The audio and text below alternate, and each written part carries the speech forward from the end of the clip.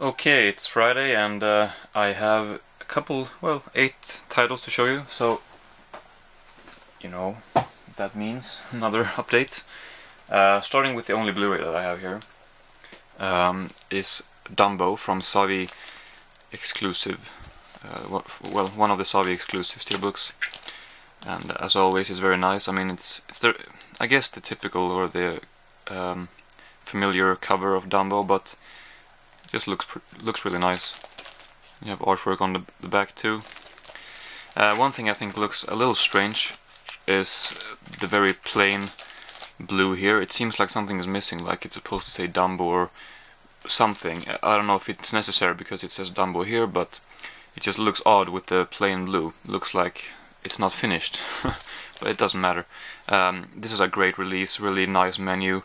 I'm not sure if the menu is created specifically for this or if that menu exists from previous releases, but for example, when you're watching the movie, if you want to skip to the next chapter, a little rectangle thing is going to pop up and it's going to say what the chapter is called and where you are in the movie, and it's going to be a picture and everything. And I don't know, it's just a nice menu also and everything.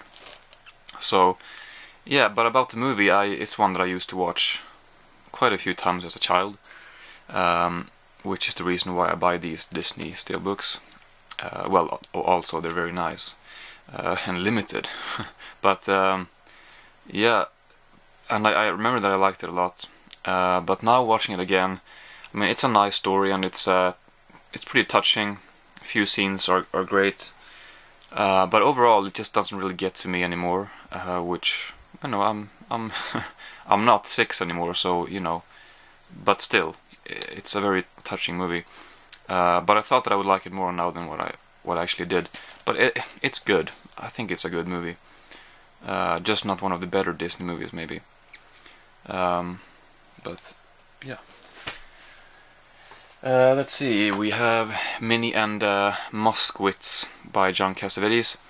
I wasn't really a big fan of this, to be honest. It doesn't have much of a plot. It's mainly just Minnie and Moskovitz. For some reason, that Minnie is her first name and Moskovitz is his last. Well, anyway, it's mainly just about the two of them they meet, and then it's about their relationship. Pretty dysfunctional relationship, I guess. They haven't known each other for very long at the end of the movie, but still. And it doesn't really have much more of a plot than that. And I didn't really care for it too much. Some scenes were pretty great, and Seymour Cassel was great, and I didn't know that was him. I was very familiar with the cover and how this guy looked on the cover, but I just didn't connect that with Seymour Cassel, because I don't think I've seen movies with him from that early. This one is from 1971. So when I saw in the credits, when they started to roll, I saw Seymour Cassel, and I was like, oh yeah, holy shit, that's him. And I was really excited about that, because I had no idea. And I like Seymour Cassel, even though I have not seen him in many titles, and as I said, only from recent movies, because he's an old man now. But anyway, it's pretty good. Well, ultimately it's okay. I wasn't a big fan of it. I don't know. Then we have a pretty interesting movie. It's called The Sweet Hereafter by Tom Egoyan. I think he's born in Egypt, isn't he? Something like that. I think it was Oscar nominated, yeah, for Best Directing and Best Screenplay. This is about a very small little quaint town where a bus accident has occurred, which resulted in the death of 20 children. So it was a school bus on the way to school, I guess. And it's basically about Ian Holm's character. He goes to this town to sort of not investigate, but to, I think he mentions it himself at one point. He says that his job is to try to generate some sort of compensation for the people involved, or for the people who were affected by this, for family members. And it was a good movie, and some stuff really were well done. And overall, it's a very sort of intricately told story. I don't know, maybe I fucked that word up, but it's a very... It kind of takes its time to start to get going. Very psychological drama, and I liked it, but by the end, wasn't. I don't know. Maybe it demands another viewing. Maybe one of the major issues with it to me was Ian Holm, because he is a good actor and I like him and all. And I don't know if it was his character who was supposed to be like that, but he felt very slippery and I didn't really know where I had him. And maybe it was Ian Holm's acting, but I'm not saying he's a bad actor, of course. I'm just saying that there was something about him, his acting or his character, which I really couldn't connect with, or which I thought was a little odd, or I don't know. But so that definitely affected the movie a little bit, in my opinion. The ending is great, I think. Well, anyway, I think the ending is great. And yeah, it is a good movie. I'm not saying it's anything less than good, but well, anyway, I can't talk about it more, even if I would like to, because I have more things to talk about here. Let's see, The Piano by Jane Campions. This one could have been really good. In fact, I thought that it was really good for a while. The movie is mainly about Holly Hunter and Harvey Keitel's relationship. And that relationship gets a lot of focus, and that's mainly the movie, you know. And I thought that was fairly interesting, but the most interesting part to me, that was just the backdrop, I guess. The visuals, the setting. You can see it's a beach here, and there's a mountain here, and like in this direction is where it all takes place, and it's like this very muddy forest with a lot of hills and slopes. It looks very dirty and unpleasant, and there's a big contrast between that sort of environment or whatever and the way they dress and everything. And it's just very, very picturesque, very nice to look at. And I think if that would have given more, well, if they would have concentrated on that a little bit more, or maybe if the cinematography would have been a little bit more interesting, I think I would have liked this a lot more. And it is a good movie, I definitely enjoyed it, but I wasn't really that moved by the acting, I think. And it is a very, very heavily driven, or I mean, it relies heavily on the characters and on the acting. The acting was good. I mean, it was nothing less, but Holly Hunter was good. Anna Paquin was really good, but Harvey Keitel, Sam Neill, their performances just didn't do anything for me. So some really good stuff, some stuff which to me didn't really hold up, maybe. But overall, a good movie, and it's too bad that everything is not as good as the visuals, because they were pretty spectacular at times. So if you like good visuals, then I recommend you to check it out, even though you might not like the movie as a whole. Anyway, Studio 60 on the Sunset Strip, the complete series. About 22 episodes, maybe. I watched maybe 8 of them. It's pretty rare for me not to finish a show, especially if it's this type of genre. It's like a drama comedy, and it's set. These are all, well, they're pretty much writers of a sketch show similar to Saturday Night Live, a very famous show, a fictional show, of course.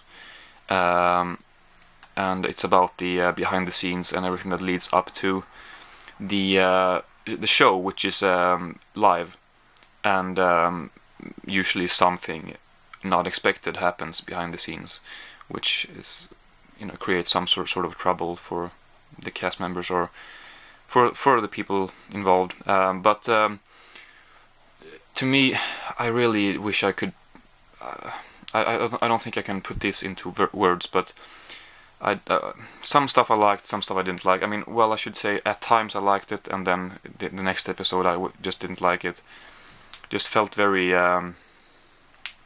like the show is very trying to be very important, trying to be super clever and witty all the time, completely ignoring any less is more mindset. Well, they just try to squeeze as many words in there as possible, and it's just annoying at times. And I don't know, it's just feels kind of fake in a way. I don't know how. As I said, I'm having troubles even explaining to myself in my head without words exactly how I feel about it. So it's kind of hard to explain, but I wasn't a big fan of it. Some stuff I like. I'll maybe get back to it eventually, because I'm not hating it. I just feel like I have seen enough of it. I've seen eight episodes, and that's plenty for me. So anyway, but we'll see what happens in the future, if I'll continue or not. Then we have Time of the Gypsies by Amir Kusturica. I've seen Underground, which is terrific. I've seen Black Cat, White Cat, which is really good too. And this was the remaining one, which I really wanted to see, because those are kind of his three big ones, I would say. He also made Arizona Dream, I think, with Johnny Depp in it, is it? I might be wrong, but I think so. Which I don't think that is as acclaimed as the three ones I mentioned, this one and those other two. So now I have seen those three big ones, I guess, and I love the other two. This one is great also, and it's also almost as good as the other two, but there's something about it which, a lot of stuff happened, so maybe a lot of it I just wasn't able to appreciate fully on the first viewing, so maybe I need to watch it again. In fact, I read a reviewer who stated that this movie demands extreme concentration or you won't get it at all, and I can't say that I gave it extreme concentration, so maybe I did miss a few things. I don't know. There is some symbolism in this. I felt like I understood most of it, but I don't know. It is a great movie. I would like to see it again, though. Yeah, I mean, it's like those other two, Underground and Time of the Gypsies. Very well made. He has his own style of directing.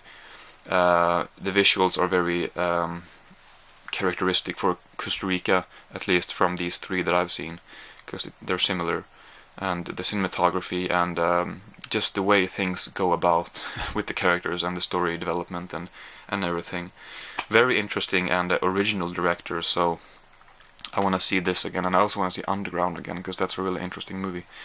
So yeah, but a great director and a great movie, but maybe I do need to watch it again. Let's see, two titles left. We have, first of all, Bröderna Lejonhjärta, Brothers Lionheart in English. This should be available with English subtitles, but I really am not sure. The book, Astrid Lindgren, she wrote the book, and then this is an adaptation, which was made just a few years later. But we actually read this book for school, or four students did. We were like 3 different groups, and my group read this book. And I had bought all the movies that were based on her books a couple of months ago, maybe. So I had this one on my shelf, so I decided to watch it after I'd finished reading the book. And this is, I mean, I've seen this movie plenty of times when I was a child, as I have with all of the other ones. And I felt that maybe now, 10 years later, I'm sure, and after having read the book too, and so that I can compare, I will view the movie differently. And I did. Some stuff I recognized, some stuff I didn't recognize. Overall, though, I didn't think that it was that great. I'm not gonna. I don't think I have time to say what it's about, because I have another thing to show you too. But well, do I need to say anything more? If you're curious about something, let me know. But yeah, to me it doesn't hold up really. But I think the book is better. You know, like you've never heard that statement before about a movie, but or about a movie in the book. But yeah, it was kind of fun to see that again. And then we have last but definitely not least, Shoah. Yeah, if I could only pick one of this update, it would definitely be this. This is extremely interesting. I'm thinking that I should do a separate video of this, and I've thought that I should. I planned that since last summer or something, because this one I bought in like April or something last year, and it took me a while to watch. It's 9 hours of footage of interviews, mainly interviews of World War II survivors and people who were involved in the whole tragedy, maybe you could say. Overall, these are the people who are interviewed here. Did I say how long it was? Well, I think I might have. You can see the time here, pretty much 9 hours. And no archival footage whatsoever, only footage filmed when this was made, which was in late 70s, early 80s. I think the process of making it stretched over a period of like 10, 11 years or something. I think the editing took 4 years. It's a very, you know, a long process, but it's worth it. It's very, very emotional. Gives you a lot of insight. And if you can watch 9 hours of interviews, mainly interview. I mean, I say mainly interviews because there's also a lot of how it looks like now. You know, these places like Auschwitz and Treblinka and all of that. And they show that as the person is talking, the interviewee, as he is explaining his experiences and stuff in a lot of detail. I mean, these are a lot of people, and I'm not sure if they're everyone that are being interviewed. Might be more, but while there are a lot of them, 9 hours is a long time, so they talk a lot. It's very detailed, their accounts, because that's how Claude Lanzmann, the director, wanted it. Anyway, I don't have more time now because the time is getting red. That means it's gonna turn off soon. So anyway, thank you very much for watching, and I will see you next time.